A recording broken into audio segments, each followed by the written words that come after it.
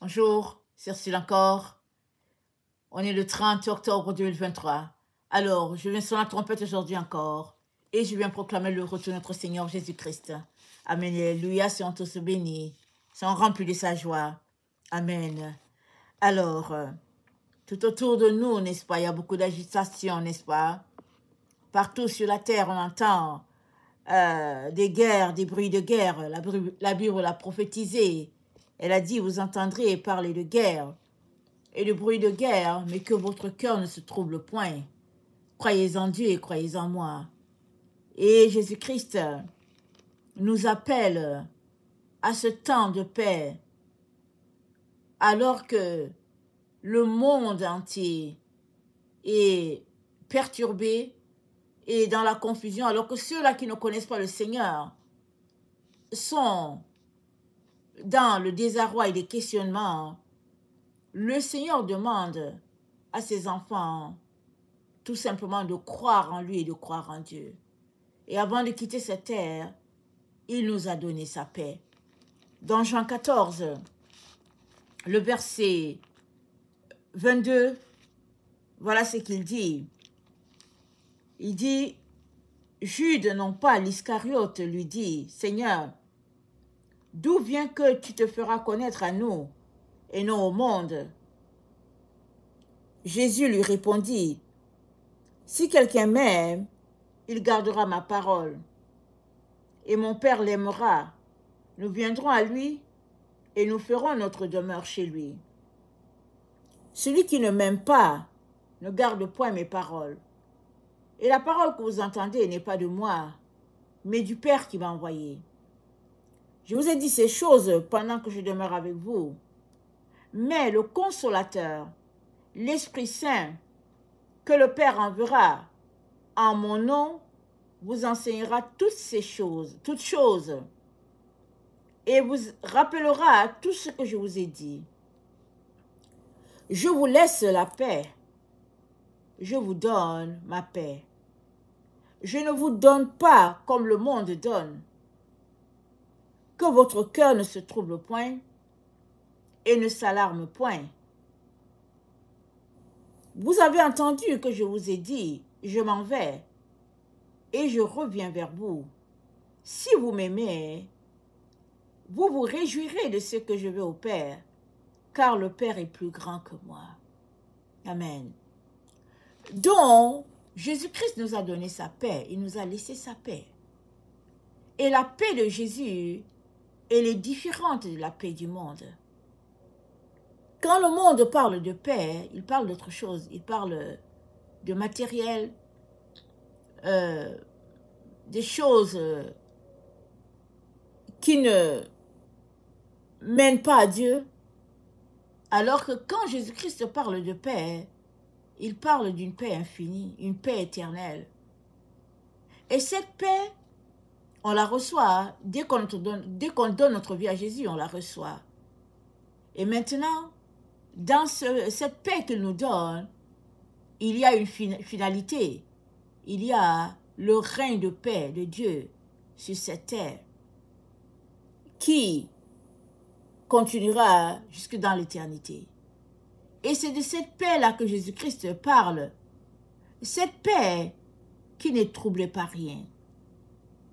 Et cette paix-là, tu peux l'avoir maintenant déjà. Si tu es quelqu'un qui ne connaît pas la paix, il y a des gens qui passent leur vie à avoir des insomnies, il y a des gens qui passent leur vie à être inquiets, au fait, qui sont perturbés par leur propre choix de vie. Il suffit d'appeler Jésus-Christ au secours. Et il viendra. Et il changera ta vie. Alors que tu l'appelles au secours, mets-toi déjà à lui demander pardon pour tout ce que tu as commis, pour ta vie, ta vaine manière de vivre. Demande-lui pardon et sa paix inondera ta vie. Et pendant que tu lui demandes pardon et que tu désires marcher avec lui, tourne le dos à tout ce que tu es en train de faire en ce moment qui ne correspond pas à Dieu. Tourne le dos. Et marche comme le Seigneur attend de toi, c'est-à-dire renoncer à toi-même. C'est-à-dire, pour toi-même, tu n'existes plus. Tu existes juste pour Jésus. Tes yeux sont rivés sur lui. Tout ce que tu fais, c'est entrer avec lui. Il devient ton tout. Et pendant que tu renonces à toi-même et que tu décides de le suivre, sache que tu as une croix qui est rattachée à ta vie. La Bible nous dit que Jésus-Christ a eu pour trône la croix. Et sa couronne, c'était une couronne d'épines. Il a subi tout ce qu'il devait subir jusqu'à ce qu'il remette son esprit à Dieu. Et tout était accompli. Il a dit là, à ce moment, il a dit tout est accompli parce qu'il avait tout achevé. Ce qu'il devait achever. Et quand il a donc remis son esprit à Dieu et qu'après 3 jours, il est revenu à la vie, il a reçu cette résurrection pour toute l'humanité. Lui-même est revenu à la vie et cette résurrection est aussi pour tous ceux-là qui ont choisi de marcher avec lui, c'est-à-dire pour tous ceux-là qui ont choisi son type de paix. La paix que Jésus-Christ donne, ça n'a rien à voir avec la paix de ce monde, mais c'est la paix, c'est la quiétude, la tranquillité d'esprit, le fait de savoir que, quoi qu'il arrive, tu lui appartiens et il n'y a pas de quoi s'inquiéter parce que Dieu prend soin de toi. Il a dit, ne vous comportez pas comme les païens qui s'inquiètent du manger ou du boire. Il dit, toutes ces choses-là, c'est Dieu. Ça revient à Dieu. Il dit, toi, cherche premièrement le royaume et la justice de Dieu. Et les autres choses vous seront données. Donc, Jésus-Christ, dans son passage, nous dit, celui qui l'aime va garder sa parole. C'est-à-dire, tu vas observer les lois de Dieu. Et la loi de Dieu, quand tu viens à lui, c'est de renoncer à toi-même, de te charger de ta croix et de te suivre, et de le suivre. Alors que tu le suis, au fait, tu es en train de mettre en pratique ses commandements. C'est ça, le suivre. Plusieurs disent suivre Jésus, mais ils ne pratiquent pas ce que Jésus-Christ attend d'eux. Suivre Jésus-Christ, c'est pratiquer ses commandements. C'est mettre en application ce que sa parole dit. C'est prier en tout temps, prier sans cesse, prier pour soi-même, prier pour les autres. C'est mener une vie loin des attraits du monde et de tout faire pour plaire à Dieu. Et c'est cela. Donner sa vie à Jésus. Et alors que tu marches avec lui, alors que tu lui donnes ta vie, sa paix va t'inonder. Et que le monde soit en émoi, ça ne change rien. Tu es dans un état de tranquillité et de paix. Et c'est de cette paix que Dieu parle. Quand il dit au verset 27, « Je vous laisse la paix. » Et la paix que je vous donne, elle n'est pas comme le monde vous la donne. C'est une paix qui relève tout simplement d'un état de repos total, de quiétude, un état de bonheur. Et c'est ça que le monde a besoin aujourd'hui. Et toi, tu l'as. Alors que tu as cette paix que Jésus-Christ t'a donnée, parce que la paix vient avec le nom de Jésus, qu'es-tu en train de faire avec cette paix? Es-tu en train de la gaspiller ou bien es-tu en train de la communiquer à d'autres? Parce que la paix de Jésus, c'est une paix contagieuse. Tous ceux-là qui l'ont, la donnent aussi aux autres. Et ils héritent cette paix-là. Et notre Dieu nous dit que le monde parle de paix aussi, dans 1 Thessaloniciens 5. Le monde parle de paix aussi, mais la paix du monde, elle n'a rien à voir avec la paix de Dieu. Allons-y, regardez, dans 1 Thessaloniciens 5, c'est que ça nous dit, pour ce qui est du temps et des moments, vous n'avez pas besoin, frère, qu'on vous en écrive, car vous savez bien vous-même que le jour du Seigneur viendra comme un voleur dans la nuit. Quand les hommes diront paix et sécurité, alors une ruine soudaine les surprendra, comme les douleurs de l'enfantement surprennent la femme enceinte et ils n'échapperont point. Mais vous, frères, vous n'êtes pas dans les ténèbres pour que ce jour vous surprenne comme un voleur. Vous êtes des enfants de la lumière et des enfants du jour. Nous ne sommes point de la nuit, ni des ténèbres. Ne dormons donc point comme les autres, mais veillons et soyons sobres. Ne dormons pas. Qu'est-ce qu'il est en train de dire? Il n'est pas en train de te dire que tu n'as pas droit au dodo, non. Le corps qu'il nous a donné, c'est un corps qui requiert du repos. Et il sait que tu as besoin de dormir pour pouvoir fonctionner avec ce corps de terre. Mais il est en train de dire d'être éveillé, de ne pas somnoler, de ne pas être ignorant de tout ce qui se passe autour de toi, de ne pas marcher dans les ténèbres. C'est ça, ne pas dormir. Il dit de veiller et être sobre, mais sobre, ça veut dire quoi? Être sobre, ça veut dire être modéré, être discret.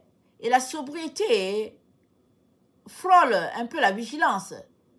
Quelqu'un qui est modéré, il n'est pas exagéré dans sa vie et il vit une vie très discrète, de telle sorte que c'est juste la présence de Dieu qui est vue en cette personne et qui l'intéresse. Et puis tout ce qui l'intéresse, c'est sa relation avec son Seigneur, marcher selon les voies de Dieu, faire plaisir à Dieu, c'est ça la sobriété.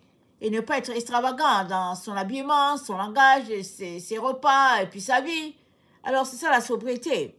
Donc, notre frère Paul nous recommande la sobriété parce que ceux qui dorment, dorment la nuit et ceux qui s'énivent la nuit. Alors, quand il dit que ceux qui dorment, ils dorment la nuit, c'est vrai, la nuit c'est fait pour dormir. Mais quand il dit que ceux qui dorment, dorment la nuit, il est en train de dire ceux qui somnolent spirituellement sont de la nuit. Mais toi qui es du jour, tu ne peux pas somnoler. Tu ne peux être que vigilant, c'est-à-dire tu dois être aux aguets des informations. Et la seule manière d'être aux aguets des informations, quand je parle d'informations, je parle des informations spirituelles. La seule manière pour toi d'être aux aguets des informations spirituelles, c'est d'être connecté avec le Saint-Esprit. Parce que tu as beau cliquer ta télévision, ta radio et ton Internet, ils vont très peu te donner l'information dont tu as besoin. Certaines personnes sur Internet, par la grâce de Dieu, te communiqueront les prophéties de Dieu, des révélations de Dieu. Mais tu as besoin d'aller toi-même à la source aussi. Si par la grâce de Dieu, tu es béni par une personne en ligne, alors que toi aussi tu sois une source de bénédiction pour d'autres personnes. Amen. Alors, nous sommes recommandés de ne pas dormir, mais de veiller. Veiller, c'est prier. C'est être vigilant. C'est aller chercher l'information. C'est enquiquiner le trône. C'est prier pour soi-même, prier pour les autres. Et c'est tout faire pour ne pas sombrer dans la paresse, dans l'apathie. C'est vraiment vivre cette vie-là qui plaît à notre Dieu et lui être agréable en toutes choses. Amen. Et au verset 8 de 1 Thessaloniciens 5, c'est dit, « Mais nous qui sommes du jour, soyons sobres, ayant revêtu la cuirasse de la foi et de la charité, et ayant pour casque l'espérance du salut. » Donc, nous avons le casque, le salut qui nous protège, et c'est un casque, ça protège notre tête, et c'est dit, nous avons revêtu la cuirasse de la foi et de la charité. La charité, c'est l'amour.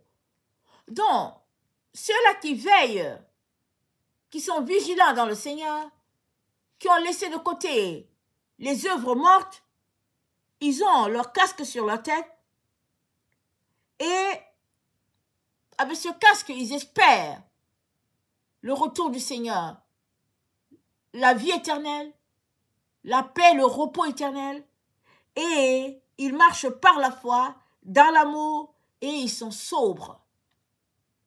Et c'est dit, la foi et l'amour, c'est leur vêtement. Voilà comment nous sommes appelés à marcher dans les temps dans lesquels nous sommes. Laissez loin de nous toutes ces choses qui nous distraient, qui perdent notre temps, et nous concentrer sur ce que Dieu attend de nous. Alors,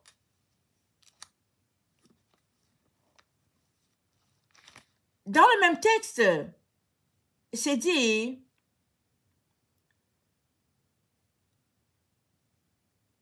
les hommes, au verset 3, je suis dans 1 Thessaloniciens 5, le verset 3, quand les hommes diront paix et sécurité, une ruine soudaine les surprendra. Cette phrase est comparée à la paix de Christ. C'est dit, quand les hommes vont dire paix et sécurité, ce sera la ruine. Mais quand Jésus-Christ dit paix et sécurité, c'est vraiment la paix totale. Et c'est ça qu'il veut t'offrir. Il veut t'offrir ce temps de paix-là, qui est là à porter dans notre génération. On est en train de cheminer dans ce temps-là. C'est là à nos portes. Et c'est ouvert pour tout un chacun. Seulement, tu as besoin de faire comme Jésus-Christ attend de toi, c'est-à-dire lui donner ta vie, renoncer complètement à toi. Et tu as besoin de marcher dans la chasteté et la pureté. Et tu as besoin d'être réconcilié avec Dieu. Et c'est là où plusieurs accrochent. Parce que être réconcilié avec Dieu, c'est marcher selon ce que Dieu attend de ses enfants. Dieu a établi ce monde selon sa justice et selon sa sagesse. Ça n'a rien à voir avec la sagesse humaine. Et en créant ce monde, il avait un but. Il avait une destinée pour ce monde. C'était que lui-même, il vienne habiter au milieu de nous. Et quand il a dit à Moïse de construire le tabernacle, il a dit à Moïse, j'habiterai au milieu d'eux. Je serai leur peuple, je serai leur Dieu et ils seront mon peuple. Et en donnant les consignes du tabernacle à Moïse, il a dit au verset 8 de Exode 25, il a dit, ils me feront un sanctuaire et j'habiterai au milieu d'eux. Et vous ferez le tabernacle et tous ses ustensiles d'après le modèle que je vais te montrer. Le tabernacle a été établi selon un modèle. Et ce modèle vient de Dieu. Ce modèle existe dans la présence de Dieu. Moïse ne l'a pas fait au hasard. Et le temps est venu pour Dieu de faire sa demeure au milieu des siens. Et pour cela, Tout un chacun est invité à demeurer avec Dieu, parce que c'est l'invitation que Dieu lance à tout un chacun. Et comme nous le savons, Dieu est saint, il est pur. On ne peut pas venir dans sa présence dans un état de souillure et de saleté. Déjà même, quand une autorité, juste le responsable de ta municipalité t'invite, il faut voir comment les gens vont dans les magasins pour se trouver une belle chemise, une belle robe. À combien plus forte raison, hein, le créateur de l'univers, qui dit venir habiter sur la terre avec ses enfants. La moindre des choses, c'est de se laver, de s'apprêter. Et c'est ça, se purifier, se sanctifier. Il y a des choses qui sont du domaine de la terre. Il y a les autres qui sont du domaine du ciel. Comme la sexualité, ce sont les choses de la terre. Ce n'est pas les choses du ciel. Jésus-Christ l'a clairement expliqué. Et Dieu vient à nous. Ce n'est pas nous qui allons à lui, Dieu vient à nous. Il est donc temps pour tous ceux-là qui veulent bénéficier de ce repos-là, il est temps pour eux de se sanctifier, de se purifier, de s'affectionner des choses d'en haut et de laisser les choses d'en bas. Et c'est là, malheureusement, où plusieurs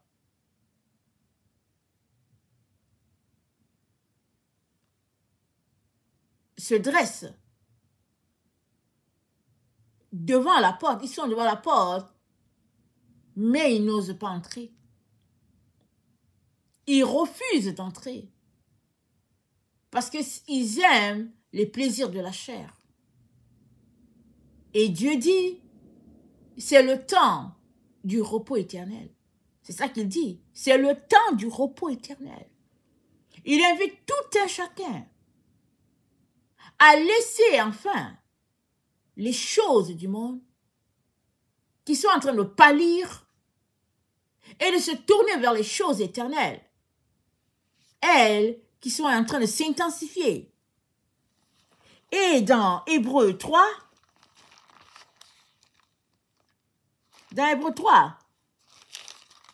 au verset 15,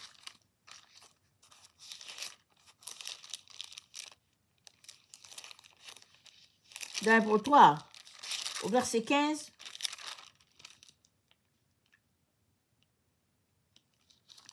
pendant qu'il est dit, aujourd'hui, si vous entendez sa voix, n'endurcissez pas vos cœurs comme lors de la révolte, qui furent en effet ceux qui se révoltèrent, après l'avoir entendu.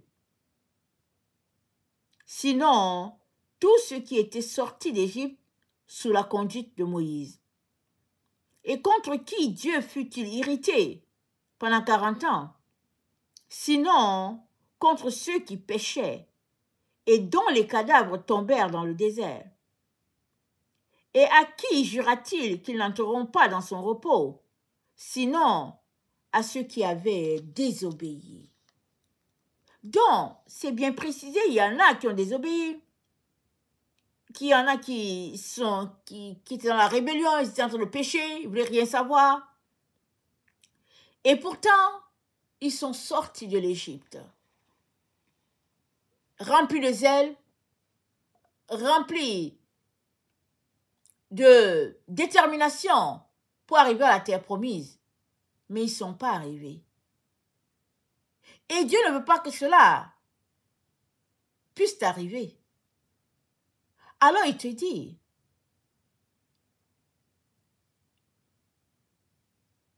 jette loin de toi tout ce qui est péché, tout ce qui est attrait à ce monde. Il dit, jette ça. Et concentre-toi à aimer ton Dieu, à le chercher. Et tu goûteras au repos éternel.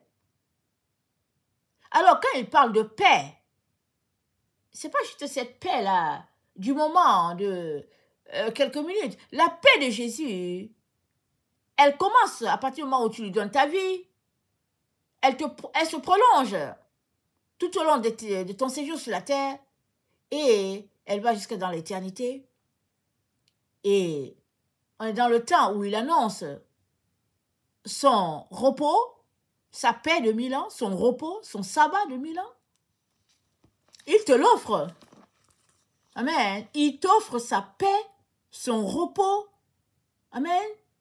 Et ça commence à partir du moment où tu donnes ta vie et ça finit dans l'éternité. Et comme l'éternité n'a pas de fin, alors tu expérimenteras sa paix qui va en grandissant alors que tu marches avec lui. Mais tu ne peux pas avoir cette paix sous tes conditions. La paix que Jésus-Christ donne, on la reçoit sous les conditions du Père, selon ses conditions à lui, et puis il ne les a pas cachées. Et dans Matthieu 22, on est informé d'une situation triste, n'est-ce pas? C'est que pour se réjouir, le Père a organisé les festins de l'agneau. Et il a offert à tout un chacun d'expérimenter la paix. Amen. Et cette paix, c'est ce repos-là de 1000 ans où le dîner est prêt, tout a été apprêté et le Père a invité tout un chacun. Mais il y a plusieurs qui ont décliné l'offre. Et finalement, il a envoyé les serviteurs dans les lieux, les carrefours et tout. Il dit, appelez tout le monde est le bienvenu. Ceux-là pour qui c'était déjà préparé ont décliné l'offre. Et finalement, tout un chacun était invité. Mais là encore, il y a quelqu'un qui a réussi à se retrouver dans la salle de noces avec un vêtement sale. Le vêtement était conforme à ses yeux, mais ce n'était pas conforme aux yeux du Père. Et c'est dit que, au verset 11 de Matthieu 22, c'est dit que le roi entra pour voir ceux qui étaient à table. Il aperçut là un homme qui n'avait pas revêtu un habit de noces. Et lui dit, mon ami, comment es-tu entré ici sans avoir un habit de noces? Cet homme eut la bouche fermée. Alors le roi dit au serviteur, liez-lui les pieds et les mains, et jetez-le dans les ténèbres du dehors, où il y aura les pleurs et les grincements de dents. Car il y aura beaucoup d'appelés, mais peu d'élus. Et c'est quoi le vêtement de noces? Le vêtement de noces, il est difficile à trouver, n'est-ce pas? On ne sait pas exactement c'est quoi, mais on sait que lorsqu'il y a des noces, les vêtements, la tenue, c'est souvent la famille de la mariée. C'est souvent la mariée qui dit ce qu'elle aimerait voir à ses noces. Et généralement, cela lui est accordé parce que ce sont ses noces à elle, son mariage. Alors, elle dit ce qu'elle attend. Et ici, on voit bien que le roi, qui est l'Éternel Dieu, vient s'assurer que tout est OK avant que son fils fasse son entrée. Alors, il lui dit, comment n'as-tu pas un habit de noces? Comment? Alors, on peut longtemps parler de ce passage pour essayer de trouver c'est quoi le vêtement de noces. Mais vous savez que dans les Écritures, tout vient par révélation. Amen. C'est Dieu qui nous révèle ce que sa parole dit. Et on saisit un peu ce qu'il est en train de nous dire. Alors, dans Matthieu 25, c'est dit, le royaume des cieux sera semblable à 10 vierges qui, ayant pris leur lampe, allèrent à la rencontre de l'époux. 5 d'entre elles étaient folles et 5 étaient sages. Elles sont allées à la rencontre, elles étaient vierges. Voici le vêtement de noces. Elles étaient pures. elles étaient chastes. Elles étaient remplies de la gloire de Dieu. C'est-à-dire, elles étaient consacrées à leur Seigneur. Voilà le vêtement. Elles étaient vierges, consacrées à leur Seigneur. Mais à elles aussi, il y a eu un problème en cours de route. Quoique étant consacrées, il y avait 5 qui étaient folles. Elles avaient refusé de changer leurs pensées. Elles sont demeurées dans leur état de folie, alors qu'elles allaient attendre l'époux. 5 ont revêtu les pensées du royaume. 5 autres ont été appelées folles parce qu'elles avaient les pensées du monde. C'est-à-dire qu'elles étaient folles, pas parce qu'elles étaient débiles, mais elles étaient folles dans le sens qu'elles allaient attendre le roi des rois et elles n'ont pas changé leur pensée, leur façon de faire les choses. Et là, on sait que 5 sont entrés, 5 sont restés dehors. Mais c'est au même festin, c'est le même festin où 5 sont entrés, 5 sont restés dehors, et alors qu'il y avait un qui était à l'intérieur, il a été jeté en dehors. Parce que il ne s'est pas senti concerné pour ce qui est du vêtement que le Père attendait.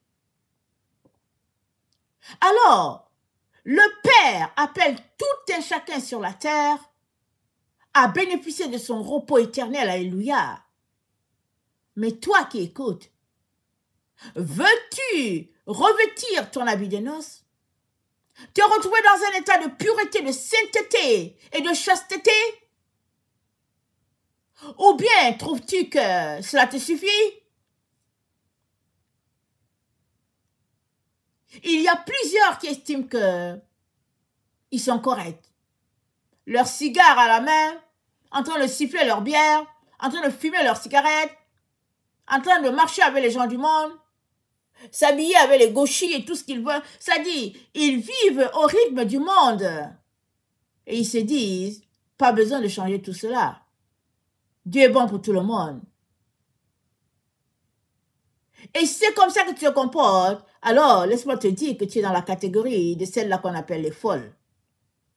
Parce que tu ne veux rien changer. Pourtant, elles étaient consacrées, elles ne faisaient rien d'autre. Mais leurs pensées, elles ont refusé de changer. Maintenant, Dieu ne force personne. Le festin est offert. C'est gratuit. Amen. C'est gratuit pour tout un chacun et pour toute ta famille, c'est gratuit. Mais, es-tu prêt à payer le prix? Le prix de la consécration totale de ton âme, de ton esprit, de tes pensées, de tes forces, c'est-à-dire tout ton être à Dieu, tout ton être à Jésus. Es-tu prêt? Ou tout simplement, ne veux-tu pas bouger de plus parce que tu trouves que tu as assez fait? Le festin est prêt. Tout a été apprêté. Mais qui sera assez sage pour renoncer à ses propres voies, à ses propres conclusions, à ses propres illusions? Qui sera assez sage pour sortir de ses propres illusions pour embrasser les pensées de Dieu? Ceux-là bénéficieront de la paix de Dieu, du repos éternel. Ils bénéficieront. Et ils mangeront à satiété. Ils se réjouiront à satiété. Ils jouiront du bonheur éternel. Parce que Dieu les déclarera dignes. Parce que ils ont osé entendre l'appel du Père, décider de changer leur voie, se dépouiller, se laver, porter un vêtement conforme, un vêtement de noces, c'est-à-dire devenir pur, devenir chaste, devenir vierge dans le Seigneur, sans souillure, sans impureté, c'est-à-dire s'affectionner des choses d'en haut, pas de celles qui sont sur la terre. S'affectionner des choses d'en haut où Christ est assis à la droite de Dieu, intercédant pour nous nuit et jour. Tu ne peux avoir les deux parties. Tu ne peux en même temps être citoyen de la terre et puis citoyen du ciel. Tu dois choisir. Tu dois choisir. Et ne traîne pas dans ton choix, parce que tu seras surpris. Parce que le texte que nous venons de lire, c'est dit quoi? Quand les hommes diront paix et sécurité, une ruine soudaine s'abattra sur eux. Mais quand Jésus-Christ dit paix et sécurité, il n'y a pas de ruine. Il n'y a que la paix totale. Alors que la ruine s'abattra sur un groupe, la paix totale de Dieu envahira un autre groupe. Et Dieu veut que tu fasses partie de cet autre groupe-là qui recevra la paix totale de Dieu. Alors, je vais terminer en lisant Malachie. Malachie 4. Malachie, c'est juste avant Matthieu. C'est le dernier livre de l'Ancien Testament. Et voilà ce que Dieu dit. Car voici, le jour vient, ardent comme une fournaise, tous les hautains et tous les méchants seront comme du chaume. Le jour qui vient les embrasera, dit l'Éternel des armées. Il ne leur laissera ni racine ni rameau. Mais pour vous qui craignez mon nom, se lèvera le soleil de la justice, et la guérison sera sous ses ailes. Vous sortirez et vous sauterez, comme des veaux d'une étable, et vous foulerez les méchants, car ils seront comme la cendre sous la plante de vos pieds, au jour que je prépare, dit l'Éternel des armées. Souvenez-vous de la loi de Moïse, mon serviteur, auquel j'ai prescrit en Horeb, pour tout Israël, des préceptes et des ordonnances. Voici, je vous enverrai Élie, le prophète, avant que le jour de l'Éternel arrive, ce jour grand et redoutable. Il ramènera le cœur des pères à leurs enfants et le cœur des enfants à leurs pères, de peur que je ne vienne frapper le pays d'interdit. Amen. Que le Seigneur bénisse sa parole et que tout un chacun se sente concerné afin de bénéficier du repos du Seigneur. Et ce choix, ça vient profondément de toi. Ton père et ta mère ne choisiront pas pour toi. Ton mari et ta femme ne choisiront pas pour toi. Tes enfants ne choisiront pas pour toi. Et les enfants, les parents ne choisiront pas pour vous. Chacun doit choisir pour soi-même. Et chacun sera responsable de son choix.